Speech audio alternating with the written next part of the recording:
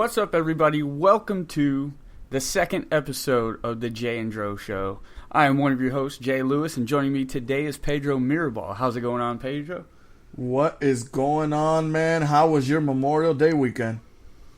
It was quite epic indeed. I got to go party with my brother, Platinum Mike Perry, and we were in the VIP section at Tier Nightclub in Orlando. Shout out to Tier Nightclub. They took care of us, bro. They kept the bottles flowing. We were drinking Hennessy all night, some champagne, bro. We had some Tito's vodka in the house, and we had a blast, bro. But something tells me it wasn't as epic as your weekend, as you went and checked out MegaCon, bro. Tell me all about it. Bro, MegaCon, first of all, I popped my nerd cherry by going to my first convention in MegaCon. It was a lot of walking, number one. They had tons of toy stores there, dope nerd gear, shirts, wristbands. They had weapons there for some reason. Like, you could buy like swords and knives and shit, which I thought was kind of weird because I'm like, well, why do you want to buy like actual real life shit instead of prop stuff? But whatever. They had the costume contest there, which was crazy. If you guys if you guys aren't a part of the Square Gamers group, check that out. I took all of the photos that I had and separated the video game oriented cosplayers and put them on the page. But I took over 120 cosplay photos of just anything that wasn't video games, but I wanted to keep the video game related stuff in the group. I went with my boy Ray, who took 160 photos, so he is chock full of some dope cosplay photos there too. Everyone was super nice, man.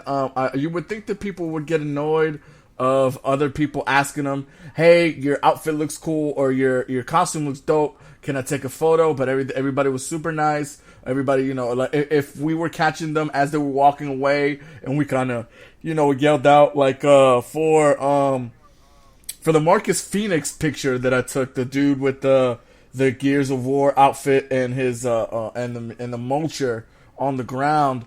He was walking away holding the mulcher, and I actually was like, "Yo, Marcus!" And then he turned around and took the picture for us. So nice. That was super cool. There was a lot of that going on, which I didn't expect the cosplay to be as good as it was, because I'd never seen any photos or anything like that. Which was pretty dope. I wasn't there expecting to buy any art either, but I met this dope artist from Orlando. He's actually got an art studio over here in Orange Avenue. His name is Ness, Nehs, for anyone looking on Instagram. It's official Ness. Which actually, come think about it now, his Instagram name is Officialness. That's pretty dope. He had some dope Star Wars shirts, dope Batman, very unique Batman art, which is what I was looking for. I wasn't looking for prints. I wasn't looking for anything digitally made. I wanted something unique and as original as possible. You know what I mean? So I ended up copying a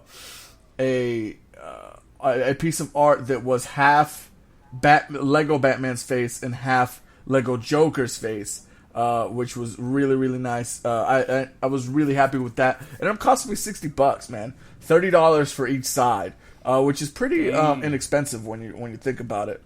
And then there was a dude from Canada who would do who did 3-minute spray paint paintings, right? And they would all be original. So what he did was he had like these cutouts of, different characters and different shit like that. So I said, okay, cool. So make me a Batman one. So he made me the Dark Knight with Gotham in the background, and then the bat symbol, out there as well. Super dope. That only cost me $20. Took 3 minutes for him to make. I'm super happy with the art I got. For me, MegaCon was a success. I wasn't expecting the $15 parking that we had to pay for, and or the $20 mall Chinese food that I paid for while I was there either. But we got there at 9. We left at 6:30, almost 7. So we put in a full day of walking around and nerding out. All in all, though, man, it was pretty successful. After that, I spent the day at the beach. Damn, bro, that's what's up, bro. I saw that you saw a Horizon Zero Dawn cosplay too. That dude's out. What was it? There was only one Alloy there, and it ended up being that dude. And I was like, "Dude, are you Alloy?" And he was like, "Yeah." And I was like, "All right, I'll allow it." Yeah, right. And took the picture, because he looked like Alloy looked. So I was like, "All right." The bow looked real dope. Yeah, it was cool. But glad you had a good time, my man. Let's get this podcast kicked off. This week we want to talk about the Far Cry 5 trailer reveal that happened. So, so in the trailer we learned the official release date, which is a lot later than I was anticipating. So it's February 27th, 2018. Did that kind of catch you by surprise? Did you think it was going to be out like sometime this year, or is that like around when you thought it was going to come out? No, I thought that was going to be one of the big games released on E3. Was going to be this game, but let it be out. If it's going to be out that far off, that probably means that Ubisoft is releasing like an Assassin's Creed or something here in 2017 and giving this time to breathe in 2018. Yeah, I had like a little... it was a little bit of wishful thinking on my part, but I was playing around with the idea that since this game is now a lot further off than I think a lot of people were anticipating, that maybe that Far Cry 3 remaster that everyone was kind of like rumoring, maybe that could be an actual possibility. Ubisoft, they could reveal, this game at E3 and say, yeah, this is coming out in February next year. But if you want to play one of our older games, we're remastering Far Cry 3 on, current gen technology. That may be wishful thinking on my behalf, though. But who knows what Ubisoft has up their sleeves. I'm sure we'll be talking about it next week on our E3 prediction podcast. But that's not now. Now is Far Cry 5 talk. So this game's going to be taking place in fictional Hope County, Montana. So, it is going to be in that Western setting, but it is definitely not a Western by any stretch of the imagination. The player is going to join forces against a religious cult taking over parts of the state under the leadership of the father. So it looks like you're going to be like a sheriff's deputy. So what do you think about that, Pedro? I mean, I think that falls in line with any other Far Cry game that you're playing. You're just either a low level, a low level law enforcement or a person in some sort of law enforcement, or like in Far Cry 4, you were like, your parents sent you here. You came looking here for your parents or some dumb shit like that, and they ended up, and then you end up killing thousands of people throughout the game. I think that making it just a regular sheriff's deputy, there's no name to this main character, right? It's just like you play as yourself. Yeah, as far as I know, it's more or less just like an avatar for the character. And I'm guessing that your character is going to be doing very little talking. I think most of the game, the characters that you interact with are going to be speaking to you. So, it's a good idea because, like you said in Far Cry 4, like that character was like not the greatest. And then even in Far Cry 3, which was a great game, who you actually played as was just, your generic white dude. So I think they don't really need to do much with the character that you actually play as much as they do the characters you're interacting with. and they did reveal 3 characters in 3 separate trailers that we're going to be talking about later. But yeah, so that's the player you're going to be playing as. It says, let's see. So before we go on, the reason why this character is nameless and faceless and probably voiceless is because you're going to be able to customize the character. How far do you think they'll let you do it? Are you going to be able to choose gender, or are you going to be able to choose race? Or is it one thing where it's just like, yeah, you're, vanilla white guy has a vanilla white guy voice, but you can put tattoos on him if you want to put tattoos on him. How far do we want to go into that? Or are they going to let us? Yeah, I was going to say, right now we don't know how far they're going to let us take it, but we do know that you can, in fact, choose your race. You can play as a man or woman, but yeah, that's about as much as we know. But yes, like you're saying, you got to imagine that you could probably pimp out your character with some like dope tattoos, which is something that you could do in Far Cry 3. And if I'm not mistaken, that actually enhance your character's abilities, if I'm remembering correctly. So yeah, you would probably imagine that you're going to get something like that. But I do love how they're letting you pick your gender, letting you pick your race. Shout out to Ubisoft for, allowing that, instead of just your typical, like we were saying earlier, generic white character. So I think that's very interesting, and I can't wait to see just how far they're going to take the customization, because one thing that I dug out of Ghost Recon Wildlands, me and you checked that beta out. It was dope, like just how much customization you could do in just a beta alone. So, you can really make your character look the way you want it to look. So, but yes, so the Doomsday Cult is taking over, and it's called the Project at Eden's Gate. I guess that's the name of this cult. Am I correct on that? Yes. Yes, I thought so. Yeah, and so basically your job and your motivation is to rally the locals against the resistance and take out the cult. And it says here, meanwhile, some locals will take the side of the militia cultivists. So what do you think about this storyline? Is this something that intrigue you? Because as I was watching the reveal, I'm like, Pedro isn't the biggest Far Cry guy by any stretch of the imagination, but this story looks like something that Pedro could really, really get into, because it has the politics and it has the religious, cult following and all this stuff. What do you think? Is this something that's got your name on it? So, I have a test for games like this that have a little bit more of an adult material to it. And my test is I hit up my dad and I say, hey, look, I need you to go to YouTube, type this in, click on this video, watch it, and then come back and tell me if this is a story you'd be interested in experiencing or watching on HBO or playing or whatever the case may be. This by far passed that test.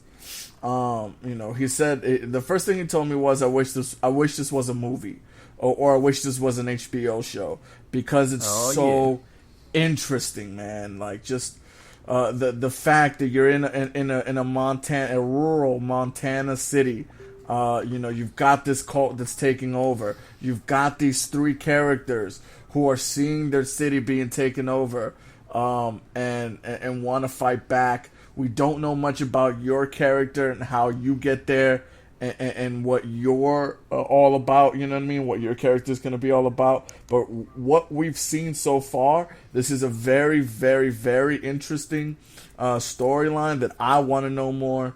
I love the fact that the developer flat out said, hey, look, when I was growing up in the Cold War, I had this feeling that something bad was going to happen, that we were on the precipice of something terrible. Luckily, nothing happened in the Cold War, but there was always that tense feeling that you got in your gut that shit's not right in the world, and shit might pop off, and we need to be ready for it.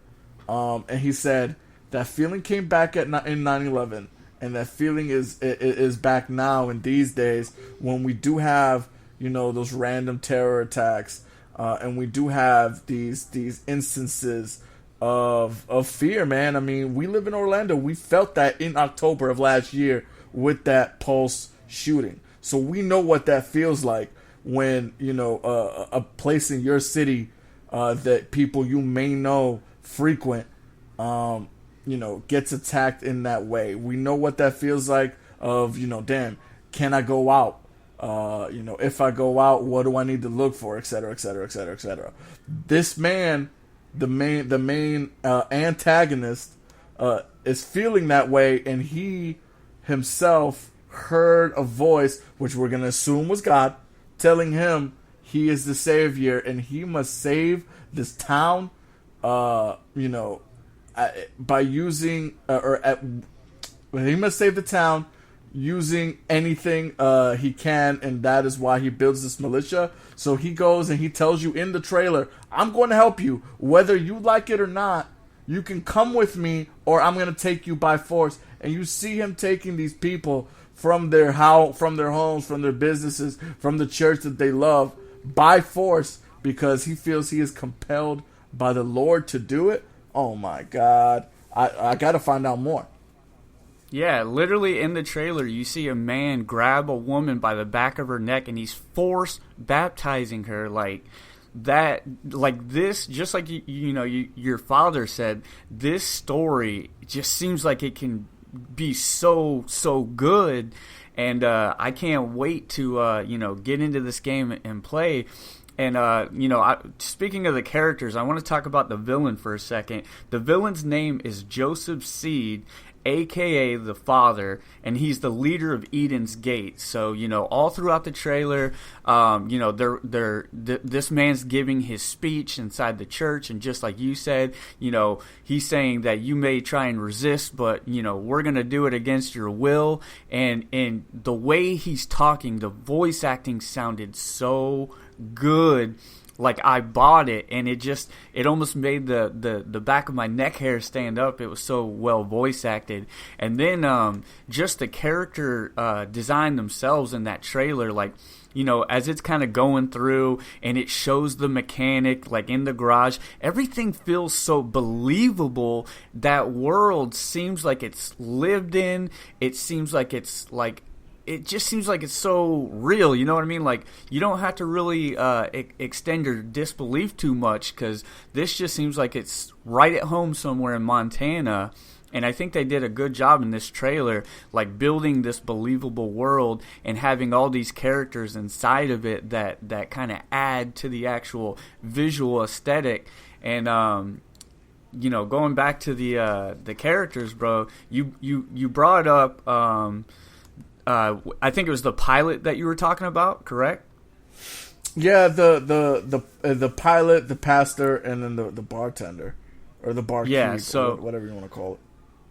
Yeah, so in these three separate character trailers, when you're introduced to the pilot, what we can gather from the trailers, he's expecting a child. He says he doesn't know if it's a boy or a girl.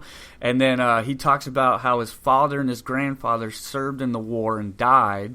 And then at the very end of the trailer, we see a mounted machine gun that he's now putting on this plane that is not it's not a warplane by any stretch of the imagination. It's kind of like a crop dusting plane. So, and then it has bullets all in the rear of the plane. So, what are your thoughts on the pilot and the dialogue that you hear this man talk about?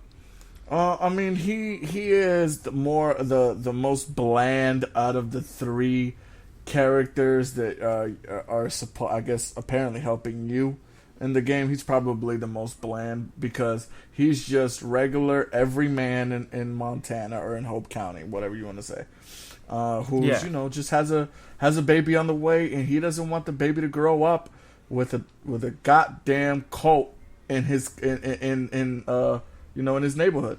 And you know what? I don't blame him. That's all the motivation he needs to go ahead and strap on a Gatling gun to his crop duster, which has been shot up already by whomever it was out there protecting land that they probably took and didn't purchase. Yeah, absolutely. And you use the word bland. I actually think that's a good depiction of what he looked like. He just looked like your average farmer, and he looks like somebody that would lay down his life, to save his land and to save his family. And he gives me like that Logan type of feeling. Just some regular guy that just he's a super badass at the end of the day. So I really liked his character. I can't wait to learn more about him. The next guy that I want to talk about, who is probably the standout for me in terms of the three, is the preacher. So the trailer starts with him reading some scripture, and he's reading right out of the Bible, and then he turns like the pages, and all of a sudden it's hollowed out, and there's a revolver inside the Bible that's been hollowed out, and at the very end of the trailer, he straps up in a bulletproof vest. He grabs his shotgun and he goes to leave this church, which is in total disarray. It looks like it's basically been, explosions thrown at it. So, what's your thoughts on the preacher? I think the preacher is probably one of the most interesting ones, simply because, he has, I think, a more personal vendetta against, I forgot what his name is. Is it Joshua Seed? Is it who? Is that what? Joseph Seed. Joseph Seed. Yeah. He's probably got the most personal vendetta against Joseph Seed because his congregation was taken, and because he feels like they were lied to, and they told them, he told them what they wanted to hear. So he's going back to get his congregation and lead them back to the Lord because he feels like they have been led astray. He literally says when he's reading the scripture saying that there's a foe that's going to come and it's going to try to kill your livestock or something of that nature, and that a shepherd will rise, and like that's him like strapping up and like walking out of the church. The whole way they did that trailer was outstanding. Yeah. By the way, that's probably one of the best scenes in a trailer, was when you saw the hollowed out Bible page, and all you have is the pistol in there. Oh my god! Yeah, that one goes down as one of the craziest ways to hold a weapon or to carry a weapon. That and the scene from Taxi Driver that comes to mind, where Robert De Niro puts the cabinet, the little piece of the cabinet that like pulls out the door, but he puts that in his fucking sleeve, and and that's how the pistol rolls out. Oh my god! Yeah, that's exactly what I thought of when I saw that. I'm like, yo, he's a G. Yeah, dude. And then just like back to the visuals that we're seeing in these trailers, it showed the camera pan into the preacher, and he's wearing glasses, and then the camera kind of rolls around and goes to the back of the character, and you can actually see like fingerprints, like smudges on the glasses.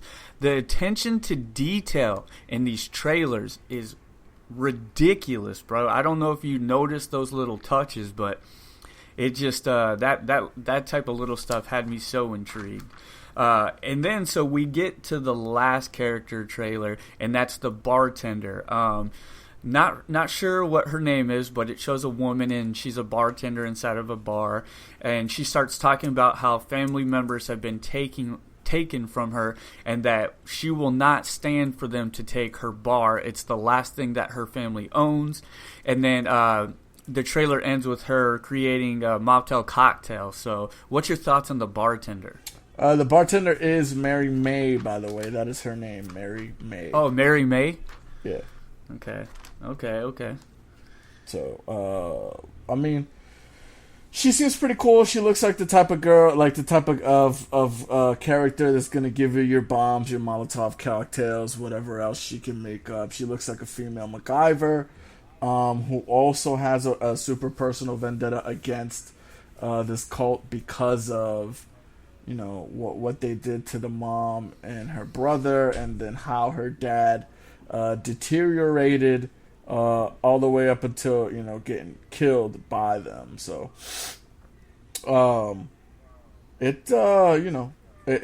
she looks super interesting. If I had to rank them in terms of what side character is more interesting than the others, I would say probably Jerome Jeffries, the pastor, Mary May, the bartender, and then I'd have to do the last dude, Pilot. which his name is escaping me right now.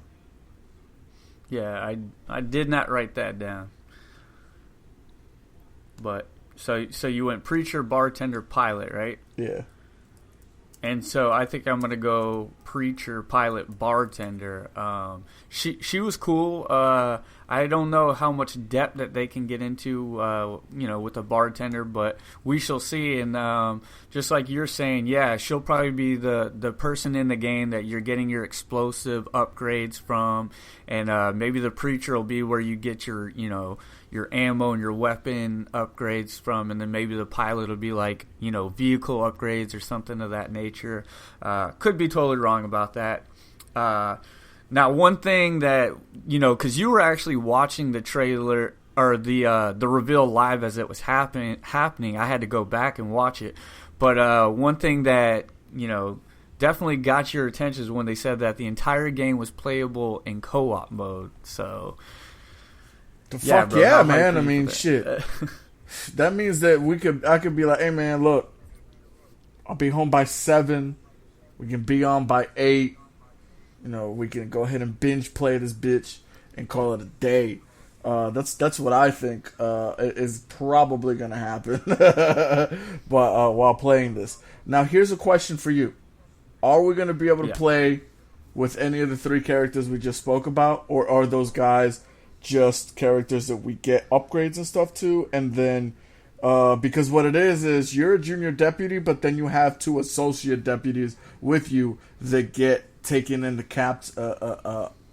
captivity. Is that right? Yeah, captured. They get captured.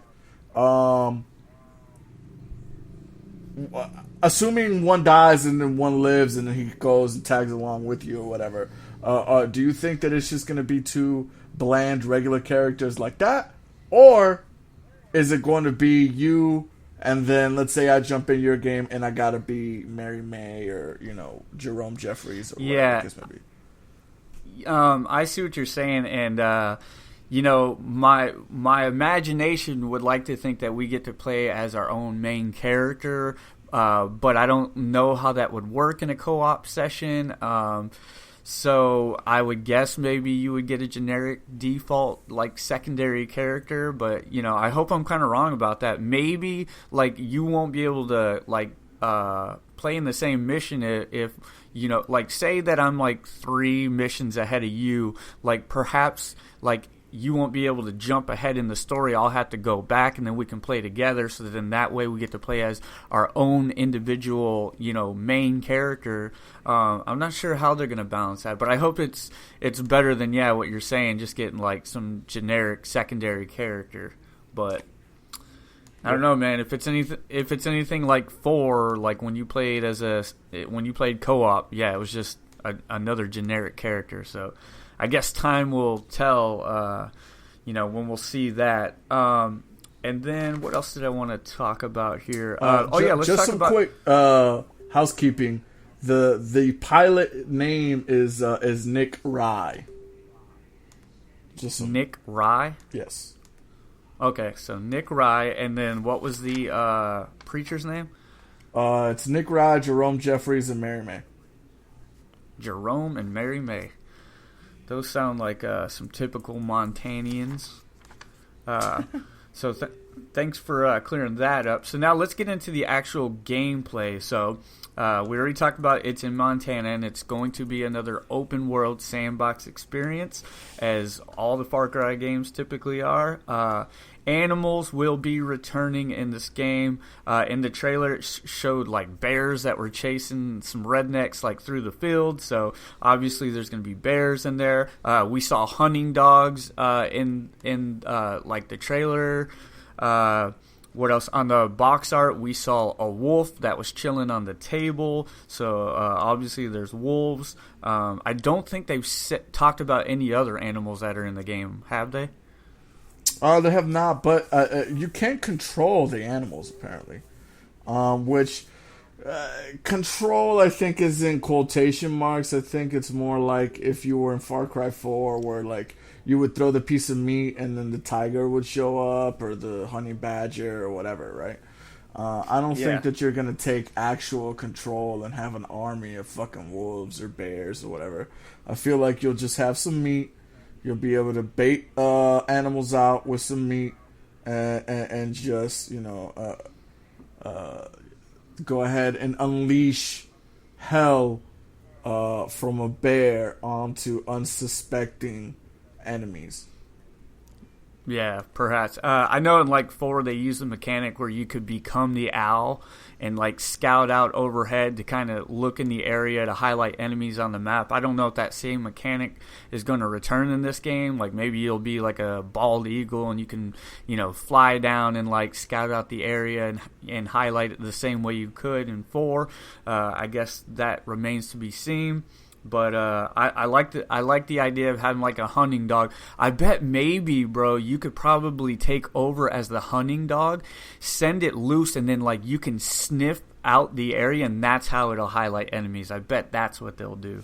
Yeah, but how are you gonna do that without any supernatural powers, though? That's the thing. It's like there's nothing supernatural about rural America, so it's like I don't know, man. Yeah, that's true. That's true. I don't know. I guess time will tell on that one as well. In addition to animals returning, they says that there will be bases to take over, much like there are in all the Far Cry games. That's like my favorite thing to do is take over these little enemy encampments, because that's when you can go in there and play how you want to play. You can either use stealth, or you can go in there and just be loud and obnoxious with RPGs and shotguns or what have you. So that way there'll be some variety in the game. There's going to be vehicles to drive. We saw the airplane on the box art. I should say airplanes, because they were like in a dogfight.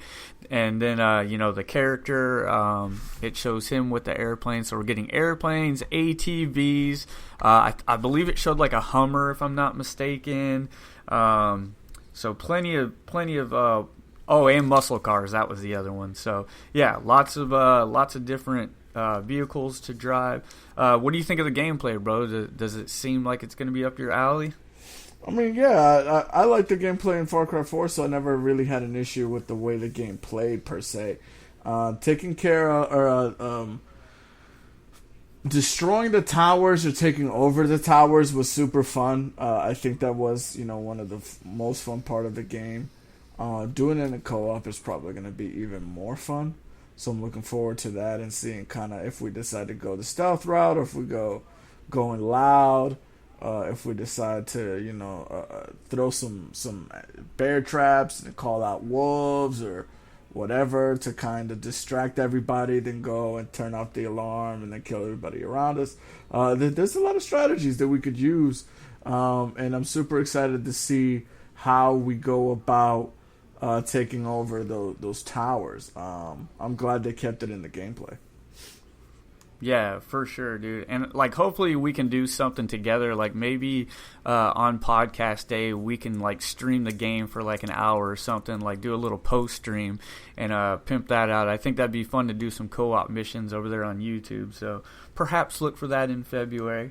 Now, one of the other things that was announced, something that got scrapped from the last 2 Far Cry games, was the map editor, which will be returning in this game.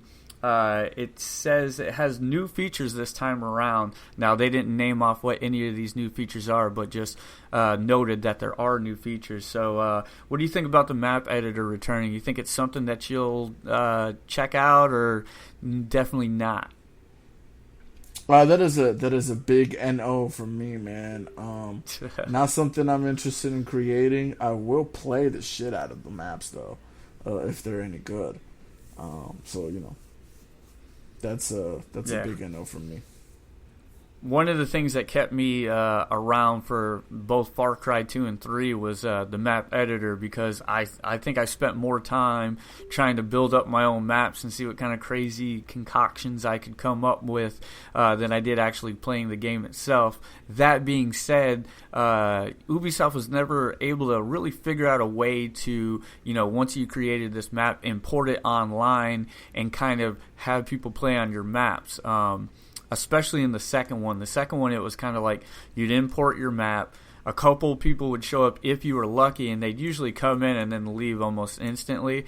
And then when I would play on people's maps, like, they were never great, because, maps, it's all about balance and, like, knowing where to put, ammo and weapons and things of that nature. So unless you got a background doing that, it's not the easiest thing to kind of figure out, and more times than not, the maps were crappy, but I guess it was the fun in just getting lost in it. I think it was kind of like that Minecraft thing where you don't know why you're doing it, but you're just doing it. So glad to see that that's returning, as a lot of other players are as well. But yeah, that's pretty much the reveal in a nutshell.